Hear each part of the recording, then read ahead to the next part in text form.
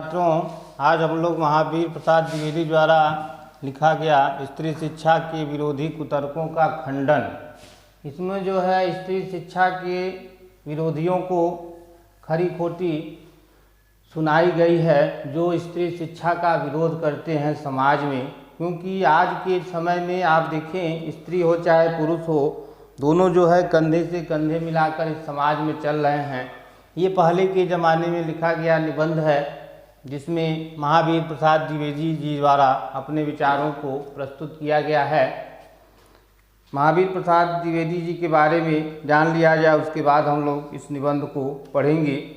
महावीर प्रसाद द्विवेदी जी का जन्म जो है उत्तर प्रदेश के रायबरेली के जिले के दौलतपुर गांव में सन 1864 ईस्वी में हुआ था। अपने परिवार की आर्थिक स्थिति अच्छी न होने के कारण उन्होंने स्कूली शिक्षा तक पढ़ाई की। इसके पश्चात उन्हें रेलवे में जो है नौकरी मिल गई और वह नौकरी में लग गए। कुछ समय बाद उन्होंने नौकरी से इस्तीफा दे दिया, अर्थात छोड़ दिया, और 1903 में प्रसिद्ध हिंदी मासिक पत्रिका सरस्वती के संपादन का उन्होंने आरंभ किया। सन 1920 तक वह उसके संपादन के साथ जुड़े रहे और सन 1938 में उनका जो है निधन हो गया। साहित्यिक विशेषताएं देख लीजिए। द्विवेदी जी के संबंध में ऐसा माना जाता रहा है कि उन्होंने हिंदी गद्य की भाषा का परिष्कार किया और लेखों की सुविधा एवं वर्तनी को व्याकरण के नियम अनुसार बनाए। कविता की भाषा के रूप में भी खड़ी बोली को ब्रज भाषा के बदले प्रतिष्ठित किया गया। युग निर्माता द्विवेदी जी ने स्वाधीनता की चेतना का प्रचार प्रसार करने के लिए स्वदेशी चिंतन को व्यापक बनाया। उन्होंने प्रसिद्ध मासिक पत्रिका सरस्वती के माध्यम से पत्रकारिता का श्रेष्ठ रूप सामने रखा। हिंदी में पहली बार समालोचना को स्थापित करने का श्रेय भी द्विवेदी जी को ही दिया जाता है। उन्होंने भारतीय पुरातत्व और इतिहास पर विभिन्न खोज परख कार्य किए। कुल मिलाकर उनके द्वारा किए गए कार्यों का मूल्यांकन व्यापक हिंदी नवजागरण के संदर्भ में ही संभव है। बहुज्ञाता एवं विद्वता के साथ सरसता एवं लेखन की प्रमुख विशेषता है। उनके लेखन में व्यंग्य की छटा देखते हुए बनती है। आइए अब हम लोग उनके द्वारा लिखे गए स्त्री शिक्षा के विरोधी कुतर्कों का खंडन। अब जैसा कि शीर्षक से ही स्पष्ट होता है कि स्त्री शिक्षा के विरोधी कुतर्कों का खंडन। स्त्री शिक्षा के विरोध में जो कुतर्क दिए गए, एक होता है तर्क, मतलब तर्क संगत बातें कही जाए, और कुतर्क मतलब उसको नुक्ताचीनी किया जाए, उसमें तमाम तरह की खरी खोटी बातें जो सुनाया जाता है, जो लोगों के द्वारा की जाती है। बड़े शोक की बात है, आज भी ऐसे लोग विद्यमान हैं जो स्त्रियों को पढ़ाना उनके और गृह सुख के नाश का कारण समझते हैं। अब यहाँ लेखक क्या कह रहा है कि बड़े दुख की बात है कि आजकल ऐसे भी लोग इस संसार में विद्यमान, मतलब मौजूद हैं, जो स्त्रियों को पढ़ाना और उनके गृह सुख का नाश कारण बनते हैं। मतलब स्त्रियों को अगर पढ़ा दिया जाए तो गृह नाश हो जाता है, घर टूट जाता है, घर में तमाम प्रकार के कलह हो जाते हैं या बंटवारा हो जाता है। इस तरह की मानसिकता के लोग भी जो है समाज में पड़े हुए हैं। और लोग भी ऐसे वैसे नहीं, सुशिक्षित लोग, ऐसे लोग जिन्होंने बड़े बड़े स्कूलों और शायद कॉलेजों में शिक्षा पाई है, जो धर्मशास्त्र और संस्कृत के ग्रंथ साहित्य से परिचय रखते हैं और जिनका पेशा कुशिक्षितों को सुशिक्षित करना, कुमार्गगामियों को सुमार्गगामी बनाना और अधार्मिकों को धर्म तत्व समझाना है, उनकी दलीलें सुन लीजिए। दलीलें मतलब होता है तर्क। अब उनके तर्क क्या हैं उसको इसमें बताया जा रहा है कि लेखक क्या कह रहा है कि आज भी ऐसे वैसे लोग, सुशिक्षित लोग हैं जिन्होंने बड़े बड़े स्कूल कॉलेजों में शिक्षा पाई है और उनका काम ही यही रहा है कि जो कुशिक्षित हैं उनको शिक्षित करना और जो कुमार्गी हैं, अर्थात जो सुमार्ग को छोड़कर कुमार्ग पर चल रहे हैं अर्थात बुरे आचरण पर चल रहे हैं उनको अच्छे रास्ते पर लाया जाए, और जो अधार्मिक हैं उनको धर्म तत्व की बातें समझाई जाए, उनका जो है ईश्वर में आस्था और विश्वास कैसे लगाया जाए, इन सारी चीज़ों को बताने का प्रयास किया गया। और यह कैसे लोग बताते हैं? जो शिक्षित लोग होते हैं। शिक्षित लोगों के द्वारा ही ऐसे लोगों को रास्ते पर लाया जाता है। इस विषय में कुछ दलीलें अथवा तर्क दिए गए हैं जिनको हम लोग देखते हैं। पहला है, पुराने संस्कृत कवियों के नाटकों में कुलीन स्त्रियों से अपड़ों की भाषा में बात कराई गई। इससे प्रमाणित है कि इस देश में स्त्रियों को पढ़ाने की चाल न थी। होती तो इतिहास पुराण आदि में उनको पढ़ाने के नियम जरूर लिखी मिली। अब यहाँ लेखक क्या कह रहा है कि पुराने संस्कृत कवियों और कुलीन स्त्रियाँ, कुलीन मतलब जो श्रेष्ठ घर में, ऊंचे घर में पैदा हुई हैं, उनको जो है उनसे जो है अपनों जैसे, अनपढ़ गवार जैसे जो है बात की जाती थी, यह लेखक बता रहा है। और इससे यह प्रमाणित होता है कि स्त्रियों को पढ़ाने की चाल नहीं थी, अर्थात कतई नहीं उस समय स्त्रियों को पढ़ाने के पक्ष में समाज रहा होगा। आप यह जान लें कि प्राचीन काल और मध्यकाल, और ये तो आधुनिक काल चल ही रहा है, प्राचीन काल में तो कुछ विदुषी महिलाएं समाज में थी। प्राचीन काल में कुछ हद तक उनको छूट दी गई, लेकिन मध्यकाल आते आते उनको एकदम नज़रबंद कर दिया गया, अर्थात उनको कमरे में कैद कर दिया जाता है। पर्दा प्रथा तमाम सारी चीज़ें उस समय की गई थी, क्योंकि उन्हें एकदम बाहर निकलने ही नहीं दिया जाता था। मध्यकाल मतलब मुस्लिमों का काल, और आधुनिक काल आप देख ही रहे हैं, आज कदम से कदम मिलाकर महिलाएं भी चल रही हैं, वह भी पुरुषों के साथ कदम से कदम मिला के हर क्षेत्र में आगे हैं। दूसरा देखें, स्त्रियों को पढ़ाने से अनर्थ होते हैं। अब बताइए, स्त्रियों को पढ़ाने से अनर्थ होता है, अब यहाँ बता रहा है। शकुंतला इतना कम पढ़ी थी कि गवारों की भाषा में मुश्किल से एक छोटा सा श्लोक वह लिख सकी। तिस पर भी उसकी इतनी कम शिक्षा ने भी अनर्थ कर डाला। शकुंतला ने जो कटु वाक्य दुष्यंत को कहे, वह इस पढ़ाई का ही दुष्परिणाम था। जिस भाषा में शकुंतला ने श्लोक रचा था वह अपड़ों की भाषा थी, अतएव नागरिकों की भाषा की बात तो दूर रही, अपड़ गवारों की भाषा पढ़ना स्त्रियों को बर्बाद करने जैसा होता है। इस तरह की दलीलों का सबसे अधिक प्रभावशाली उत्तर अपेक्षा ही है, तथापि हम 2-4 बातें लिख देते हैं। नाटकों में स्त्रियों का प्राकृतिक बोलना उनके अपड़ होने का प्रमाण नहीं है। प्राकृत मतलब प्राचीन काल में, प्राचीन काल में स्त्रियां जो बोलती थीं, जो भी कहती थीं, वह जो है अनपढ़ होने का प्रमाण नहीं है। अधिक से अधिक इतना ही कहा जा सकता है कि वे संस्कृत न बोल सकती थीं। संस्कृत न बोल सकना न अपढ़ होने का सबूत है और न गंवार होने का। अब यहाँ लेखक कह रहा है कि वे अगर संस्कृत नहीं बोल सकती थी, अगर कोई संस्कृत नहीं बोल सकता है जिसका मतलब वो अनपढ़ गंवार नहीं होता है। आज के समय में अगर देखा जाए बेटा, तो जो जिस तरह से पढ़े लिखे लोग आचरण नहीं कर पा रहे हैं, उससे अच्छा एक गांव का व्यक्ति जो है वह आचरण व्यवहार करता है आपसे। गांव का व्यक्ति जितना प्रेम और सरल भाषा में आपसे बातचीत करेगा, आपको आदर सम्मान देगा, उतना एक शहरी व्यक्ति आपको नहीं दे पाएगा। तो इसका मतलब क्या है? वो अनपढ़ है, गंवार है। ये इस आधार पे हम यह आकलन नहीं कर सकते हैं। वही कह रहा है कि लेखक अगर संस्कृत बोलना नहीं आता था तो इसका मतलब इस आधार पे हम नहीं कह सकते हैं कि वह महिलाएं जो है अनपढ़ या गंवार रही होंगी।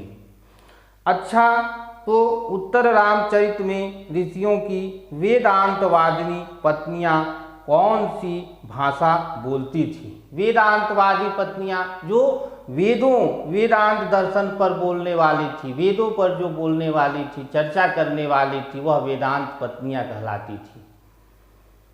उनकी संस्कृति क्या कोई गंवारी संस्कृति थी? भवभूति और कालिदास आदि के नाटक जिस जमाने के हैं, उस जमाने में शिक्षितों का समस्त समुदाय संस्कृत ही बोलता था, इसका प्रमाण पहले कोई दे ले तब प्राकृत बोलने वाली स्त्रियों को अपड़ बताने का साहस करे। अब यहाँ लेखक कह रहा है कि पहले के समय में भवभूति कालिदास इतने बड़े साहित्यकार नाटककार रहे, उस समय में अगर कोई प्रमाण दे दे कि संस्कृत बोलता था, तो हम आज के समय में जो संस्कृत न बोलने वाली स्त्रियां हैं उनको भी हम अपड़ गवाह कह सकते हैं। तो अर्थात कहने का मतलब ये है कि प्राकृतिक बोलने वाली जो प्राचीन भाषा है जो हमारी, उसको बोलने वाली औरतें आज के समय में या पहले के समय में अपड़ गवाह कैसे कोई कह सकता है, अर्थात नहीं कह सकता है उसको। इसका क्या सबूत है कि उस जमाने में बोलचाल की भाषा प्राकृतिक न थी? सबूत तो प्राकृतिक के चलन के ही मिलते हैं। प्राकृत यदि उस समय की प्रचलित भाषा न होती तो बौद्धों तथा जैनों के हजारों ग्रंथ उसमें क्या लिखे जाते, और भगवान शाक्य मुनि तथा उनके चेले प्राकृत ही में क्यों उपदेश धर्म देते। बौद्धों के त्रिपिटक ग्रंथ की रचना प्राकृतिक में किए जाने का एकमात्र कारण यही है कि उस जमाने में प्राकृत ही सर्वसाधारण की भाषा होती थी, क्योंकि उस समय प्राचीन भाषा ही बोली जाती थी।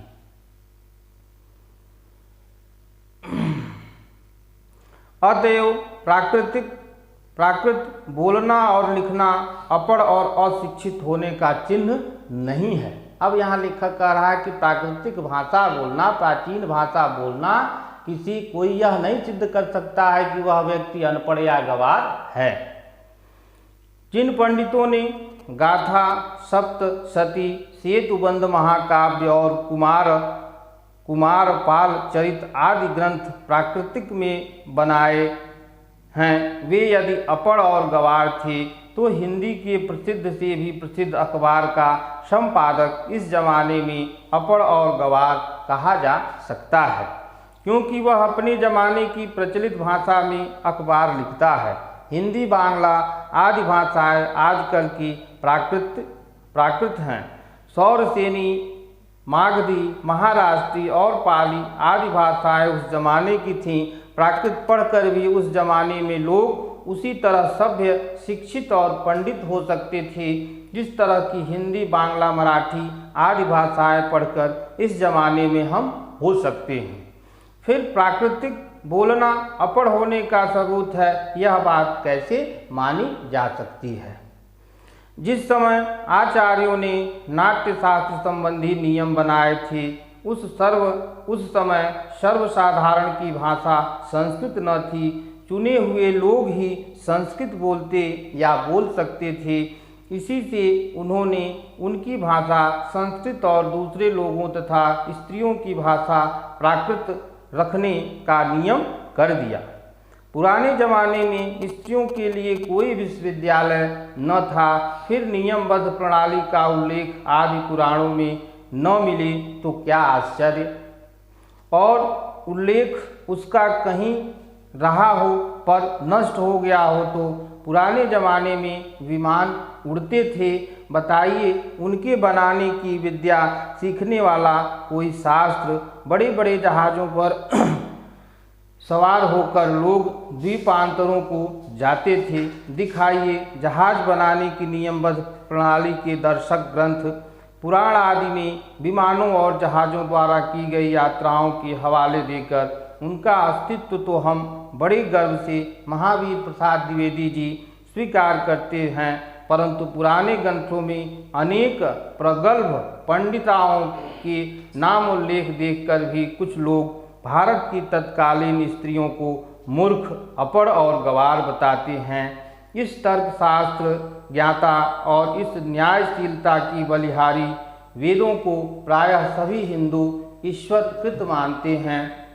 सो ईश्वर तो वेद मंत्रों की रचना और उनका दर्शन विश्ववरा आदि स्त्रियों से करावे और हम उन्हें ककहरा पढ़ाना भी पाप समझे। अब यहाँ लेखक यह कह रहा है कि पुराने ज़मानों में स्त्रियों के पढ़ने के लिए कोई भी विश्वविद्यालय स्थापित नहीं थे, कोई भी नियमबद्ध प्रणाली नहीं थी, और तो क्या वह आश्चर्य की बात है? और उसका उल्लेख भी कहीं नहीं मिलता है, उसका कहीं उल्लेख नहीं मिलता है। क्या पुराने ज़माने में विमान उड़ते थे? क्या पुराने ज़मानों में लोग विमान से एक द्वीप से दूसरे देश में यात्रा करते थे? और यह सारी चीज़ें अगर हैं तो कहाँ हैं, उनको बताया जाए। महावीर प्रसाद द्विवेदी जी यह स्वीकार करते हैं कि पुराने ग्रंथों में प्रगल्भ गंभीर पंडिताओं के नामोल्लेख हैं, या कि भारत की तत्कालीन स्थितियाँ मूर्ख और अपढ़ हैं, यह लोग बताने का प्रयास करते हैं। अब फिर कह रहे हैं कि इस तर्क शास्त्र और न्यायशीलता की बलिहारी दुहाई देते हुए वह कहते हैं कि प्रायः सभी हिंदू ईश्वरकृत मानते हैं, तो ईश्वर तो वेदों मंत्रों की रचना है, दर्शन विश्ववारा आदि स्त्रियों से करावें, हम उन्हें ककहरा पढ़ना भी पाप समझें। ककहरा मतलब क ख ग घ क ख ग घ का भी ज्ञान देना हम उनको पाप समझते हैं, अर्थात उन्हें भी पढ़ने का हक है। स्त्रियों को भी समाज में एक दूसरे से कंधे से कंधा मिला के चलने का हक है। महावीर प्रसाद द्विवेदी जी यह कहना चाह रहे हैं। आगे देखें, शीला और विद्या आदि कौन थी? वे स्त्री थीं या नहीं? बड़े बड़े पुरुष कवियों से आदृत हुई या नहीं? सांगधर पद्धति में उनकी कविता के नमूने हैं या नहीं? अब सांगधर पद्धति मतलब छंद शास्त्र लिखने वाले एक कवि थे जिनका नाम है सांगधर, उन्होंने छंद शास्त्र कविता लिखी। बौद्ध ग्रंथ त्रिपिटक के अंतर्गत थेरी गाथा में जिन सैकड़ों स्त्रियों की पद्य रचना उद्धृत है, वे क्या अपढ़ थीं? अब यहाँ बौद्ध धर्म के त्रिपिटक ग्रंथ के अंतर्गत थेरी गाथा में जिन सैकड़ों स्त्रियों ने पद्य रचना की थी, पद्यों को अपनी लिखा था, क्या वे अनपढ़ थीं? लेखक पूछ रहा है प्रश्न। जिस भारत में कुमारिकाओं को चित्र बनाने, नाचने, गाने, बजाने, फूल चुनने, हार गुथने पर मलने तक की कला सीखने की आज्ञा थी, उनको लिखने पढ़ने की आज्ञा न थी, कौन विज्ञ ऐसी बात मुख से निकालेगा? और कोई निकालेगा भी तो मानेगा कौन?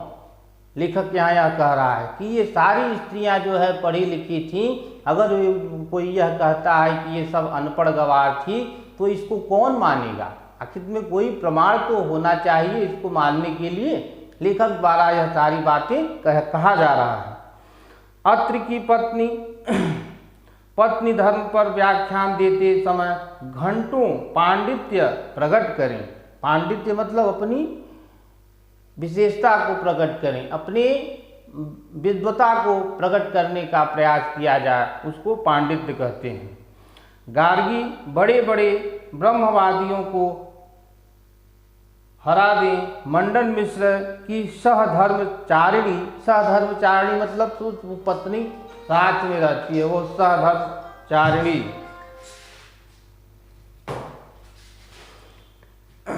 शंकराचार्य के छक्के छुड़ा दें। गजब, इससे अधिक भयंकर बात और क्या हो सकेगी? यह सब पापी पढ़ने का अपराध है।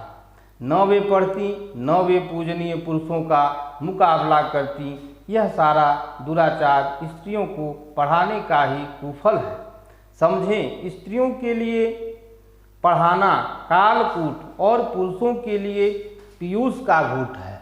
अब यहाँ लेखक कह रहा है कि स्त्रियों के लिए पढ़ाना कालकूट है, मतलब वह विष का काम करता है, जहर का काम करता है, और वही पुरुषों के लिए क्या है? अमृत है।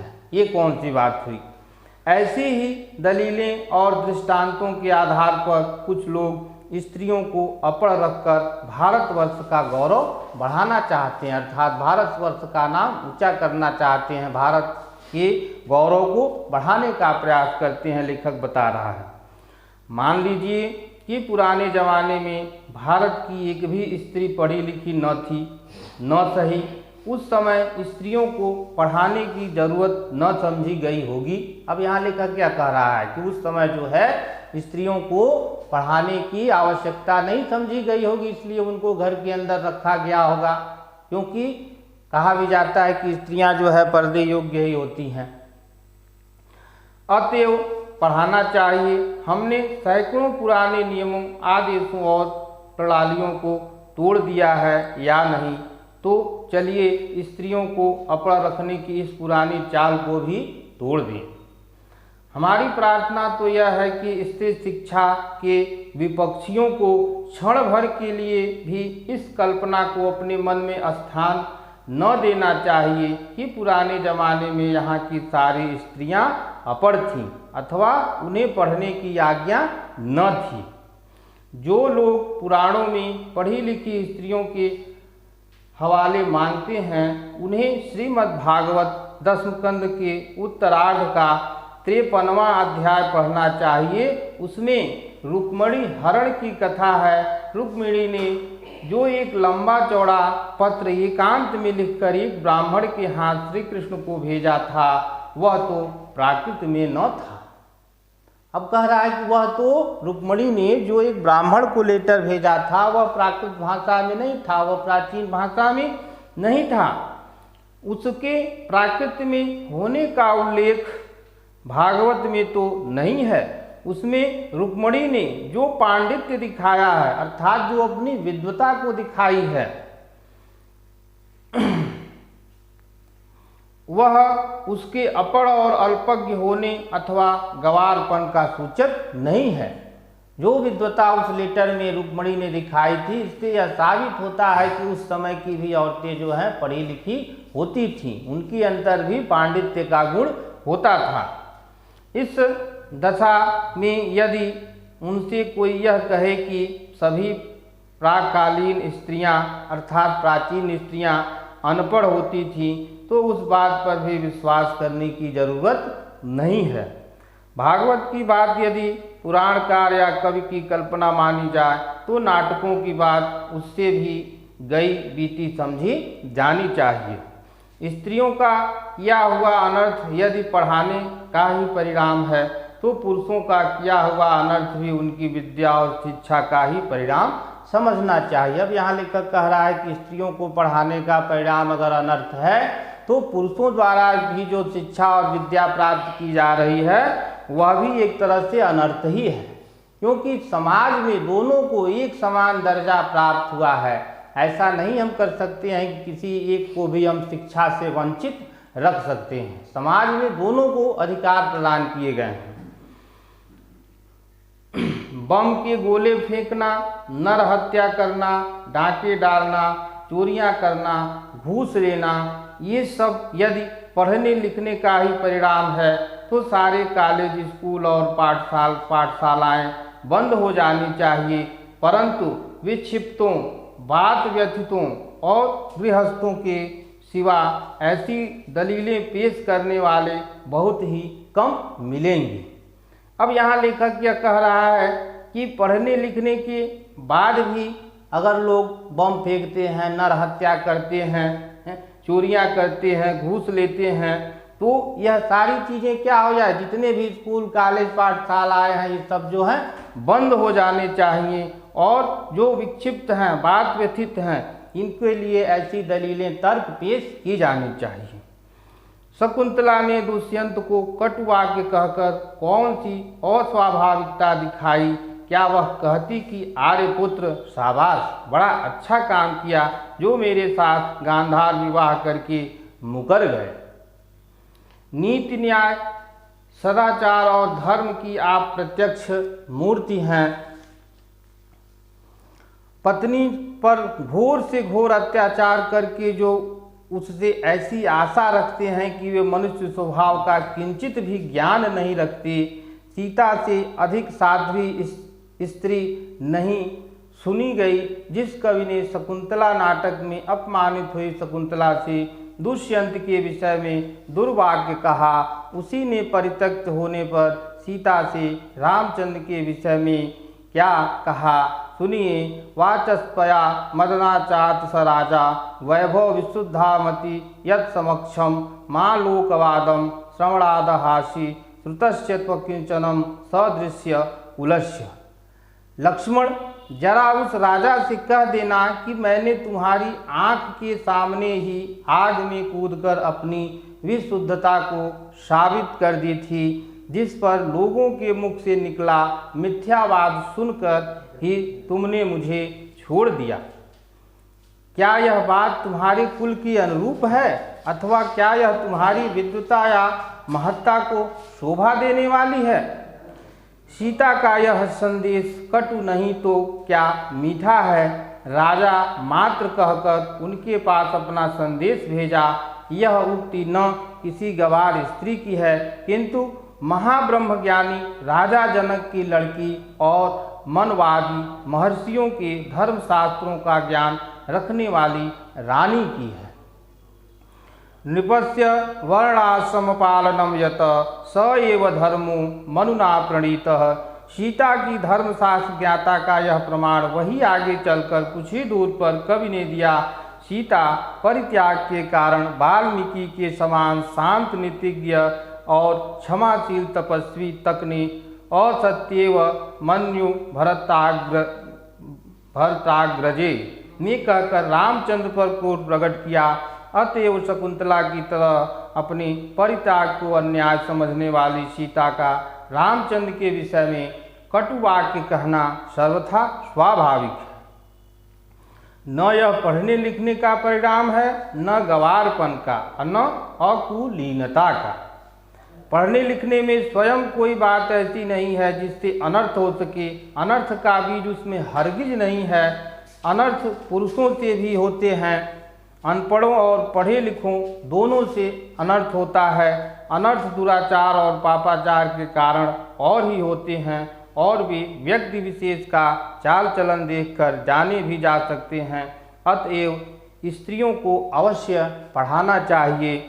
जो लोग यह कहते हैं कि पुराने ज़माने में यहाँ स्त्रियाँ न पढ़ती थीं, वे या तो इतिहास की अभिज्ञता नहीं रखते, अर्थात जानकारी नहीं रखते, या जानबूझकर लोगों को धोखा देते हैं। समाज की दृष्टि में ऐसे लोग जो है दंडनीय हैं, अर्थात ऐसे लोगों को दंड दिया जाना चाहिए, क्योंकि स्त्रियों को निरक्षर रखने का उपदेश देना समाज का अपकार और अपराध करना है, समाज की उन्नति में बाधा डालना है। शिक्षा बहुत व्यापक शब्द है, उसमें सीखने योग्य अनेक विषयों का समावेश हो सकता है। पढ़ना लिखना भी उसी के अंतर्गत है। इस देश की वर्तमान शिक्षा प्रणाली अच्छी नहीं है। इस कारण यदि कोई स्त्री को पढ़ाना अनर्थकारी समझे तो उसे उस प्रणाली का संशोधन करना या कराना चाहिए। खुद पढ़ने लिखने को दोष न देना चाहिए। लड़कों ही को शिक्षा प्रणाली कौन सी बड़ी अच्छी है। प्रणाली बुरी होने के कारण क्या किसी ने यह राय दी कि सारे स्कूल और कॉलेज बंद कर दिए जाए?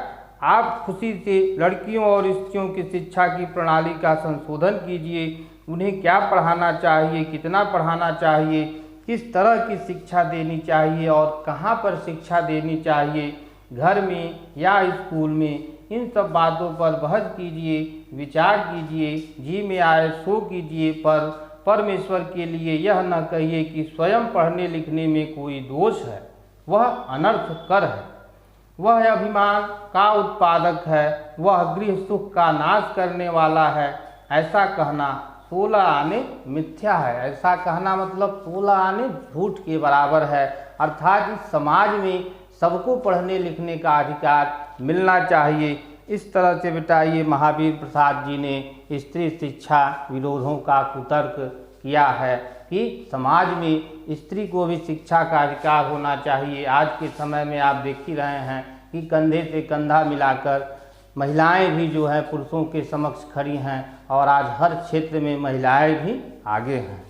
आज के लिए बस इतना ही। यह चैप्टर जो है समाप्त हुआ। अगले दिन फिर हम लोग दूसरे चैप्टर के साथ मिलेंगे।